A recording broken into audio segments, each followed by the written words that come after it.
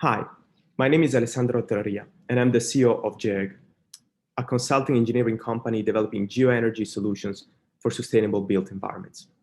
Today, we'll have the pleasure to talk about the possibility and significant opportunity of built environments to harvest energy from subsurface infrastructures.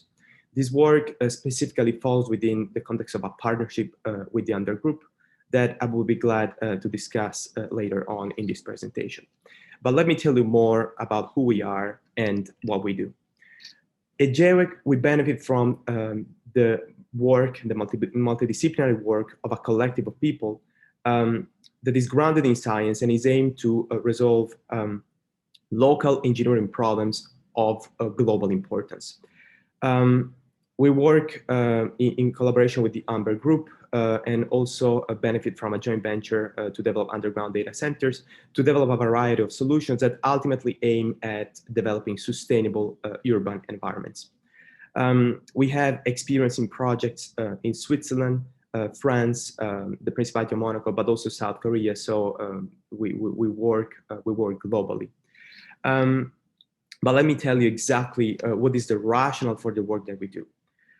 As you know, cities are extremely complex environments. They are characterized by decreasing space for above-ground development, as well as increasing energy needs. Just think about the fact that the final energy consumption of buildings is responsible for 40% of the total energy that is used, and that approximately 50 to 70% of the energy that is used in buildings is actually employed for space conditioning and the production of water. In this challenging context, cities are characterized by various significant opportunities.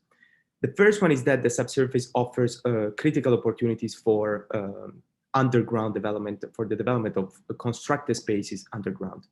And then the subsurface is also a resource of heat that is available continuously, irrespective of the weather and everywhere on Earth. Cities, urban environments in particular, are characterized by two sources of energy. The first one is the so-called shallow geothermal heat, which results from the fact that the temperature in the ground at shallow depths remains relatively constant throughout the year, being warmer than the mean temperature during winter and cooler during summer. And the second source of heat that specifically characterizes dense urban areas is waste heat that is continuously rejected in the ground by buildings, underground infrastructures, and other facilities. Based on these concepts, there is a possibility to not only to construct building spaces below the ground, but also to harvest energy from these environments, again, in a continuous way, and with the advantage that shallow geothermal energy is a renewable energy source. So our vision at GEOEG is exactly this one, is exactly to make this happen. What we do is to design energy, structural, and geotechnical engineering solutions for the built environment, ranging from more conventional shallow geothermal systems to a breakthrough technology that is called energy geostructures, that basically consist in integrating the pipes that characterize conventional shallow geothermal systems into structures and infrastructures that would already be built to structurally support our built environments in such a way that a favorable heat exchange can be continuously put in place between the ground and any surface structure in order to meet its massive energy consumption. So the applications of these technologies are broad. They actually include space conditioning, so heating and cooling, as well as hot water production, which, as I told you before, represent approximately 50 to 70% of the final energy consumption in buildings. But they can also be used for the de-icing of infrastructures with the advantage that, as compared to mechanical systems, conventional mechanical systems or chemical systems, we do not use, for example, we do not degrade the construction materials with significant impacts on the durability of the infrastructure themselves. All of these geoenergy systems can also be used for underground thermal energy storage, which is a promising solution for the future of sustainable built environments. So in a nutshell, what we do at GEOEG is that we provide services to basically design and construct energy geostructures. We also design geothermal systems such as vertical and horizontal boreholes and groundwater capture systems. We also have expertise in district energy systems. So not only we are responsible for solutions at the building scale, but also at the district and city scales. And again, we also design thermal energy storage systems. The services that we provide come at different stages of projects. They include analysis and design services. So we develop from feasibility studies and pre-feasibility studies to schematic and detailed design. We also have competence and apparatuses that allow us to test the geothermal potential of sites and the exact amount of energy that can be harvested from the geoenergy solutions that we design. And we have also developed data-driven techniques and data-driven software that basically allow us to monitor and optimize the performance of the geoenergy solutions that we design and apply.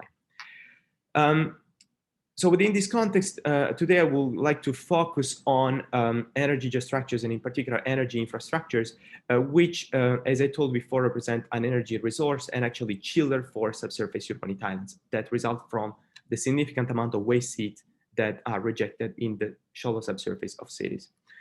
So the concept of energy geostructures is, as I anticipated before, to integrate pipes with a heat carrier fluid circulating into them, that in the easiest case is water, to transform conventional structures and infrastructures into heat exchangers, into sources of energy.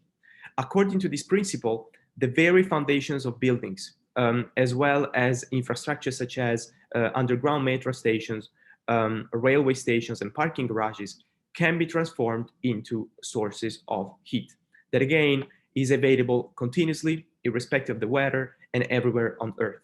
And this is a critical advantage compared to other technologies that harvest renewable energy sources such as solar and wind, because geothermal is available when the sun is not there and the wind doesn't blow. When talking about energy geostructures in particular, it's important to remark that these can be employed for a variety of purposes. On the one hand, from the space heating, so space heating and cooling of buildings, but also for hot water production. Energy geostructures and energy infrastructures can particularly be employed also to reduce the energy consumptions of these structures themselves, and in particular, the ventilation requirements. In a nutshell, so you can consider that generally energy infrastructures provide cities with significant added values in terms of performance. So they provide renewable geothermal energy with additional possibility to capture waste heat, allowing to power typically from 500 to 1,000 households per kilometer of tunnel. And the profitability of energy geostructures and infrastructures typically ranges between 5 and 8 years, with an average of 6 years, depending on the size of the project. Now, when specifically referring to energy infrastructure such as tunnels, I would like to remark again 2 key concepts. And these actually is related to the energy sources that these infrastructures can harvest. The first energy source is the energy that comes from the ground, so shallow geothermal energy. This is a quite conventional concept for any ground heat exchanger. However, when dealing with energy tunnels and other underground infrastructures, there also is the significant opportunity to harvest aerothermal energy, basically to harvest the waste heat that is typically present in the air circulating in underground environments, and for which we need to design ventilation systems. So energy infrastructure such as tunnels actually allow us to harvest 2 types of energy sources: shallow geothermal energy, which is a renewable energy source, and waste thermal energy trapped in the air that circulates in such environments, allowing us to reduce the ventilation requirements of buildings when energy geostructures are applied, as well as to mitigate at the end of the day underground urban heat islands that result from the rejection of these waste heat in the ground surrounding energy geostructures. How can all of this happen? when specifically talking about energy tunnels, there are three possibilities, three construction options to apply them in practice. We can have energy tunnels as a part of prefabricated segmental linings. So in this first case, pipes are embedded into prefabricated segments with specific pipe configuration that can be designed in order to optimize performance over time, and they can be easily, relatively easily or straightforwardly applied on site. The second approach is to construct energy tunnels by shotcrete after drill and blast. So in this context, a piping network is manually deployed in contact with the interior of a tunnel, and then a shotcrete layer is then sprayed over it to cover the piping with appropriate systems and technologies. And the third possibility consists in employing enerdrate panels, which is a technology that we invented and is covered by an international patent. And it basically consists in modular, flexible panels made of highly conductive materials that are also recycled and recyclable, and can basically transform all existing and new underground infrastructures into sources of energy. So not only we can basically power new constructions into sources of energy, but we can also retrofit and transform all existing structures and infrastructures into sources of energy through the enerdrate technology. But let me give you some little examples of projects on which we have worked on, and in particular, energy infrastructure projects.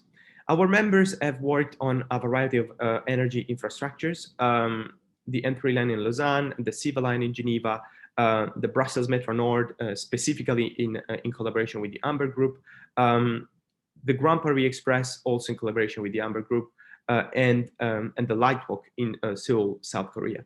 So among all of these projects, I would like to briefly discuss this project in South Korea, because we consider it to be very, very peculiar and disruptive. So this is a project that is completely constructed underground. It's approximately 1 kilometer long. And for this project, we have targeted 2.5 megawatt of power. The project represents a complex building, again constructed completely underground, that is going to host metro stations, railway stations, a bus station, parking garages, conference centers, and shopping malls.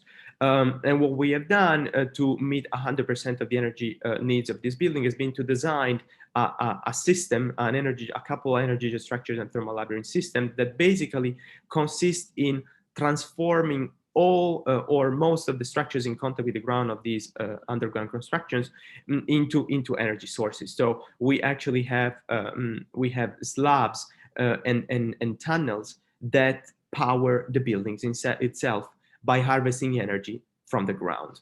So a system has actually been designed to meet the energy consumption of naturally ventilated areas, thanks to the combined action of the thermal labyrinth and the energy structures.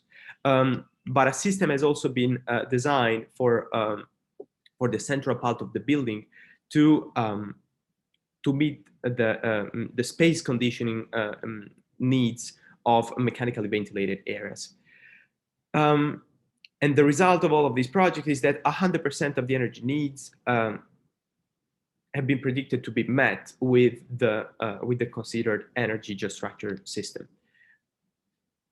So with all these premises in mind, the summary that I would like to point out here is that energy structures and infrastructures represent disruptive solutions to contribute to a low carbon built environment. And together with the Amberg Group, we are developing these solutions worldwide. We specifically have a particular expertise in geoenergy solutions and energy structures in particular, and in their analysis and design for practical purposes.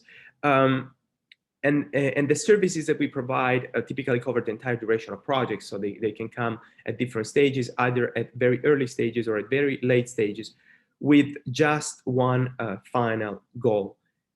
have buildings that are sustainable and systems that work. Thank you very much for your attention.